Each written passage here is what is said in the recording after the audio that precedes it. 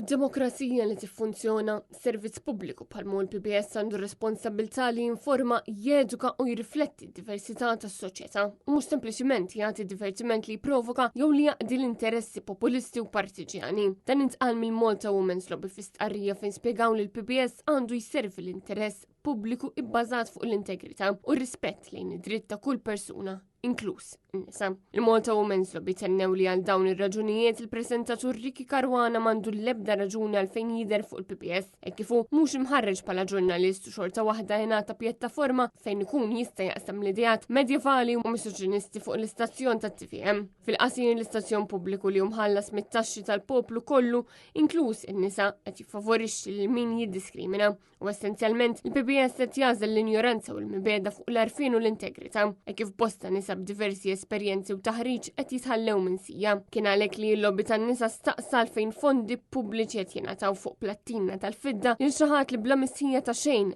jirredikola lin-nisa u l-kontribut tagħhom lejn is-soċjetà li jinjora l-kisbiet li jirnexxilhom iġibu l-gruppi li jaħdmu favur id-drittijiet tan-nisa u li promovi segregazzjoni bejn in-nisa u l-irġiel u li fuq kollox jwaqqal sufjat ir-rapporti ta' sexual harassment. Fl-istqarrija huma komplew jgħidu li persuna li għandu opinjonijiet infundati bla bażi u kontroversjali ma jfissirx laħqa spazju fuq l-istazzjon pubbliku, speċjalment jekk dawn l-opinjonijiet huma indirizzati biex jissufjettaw bin-nisa. Il-Malta Women's Lobby ħeġġeġ lill-PBS biex b'mod immedjat jerġgħu jikkonsidraw din l-għażla ta' Ricky Caruana u jaraw min tassew qed jibbenefika minnha.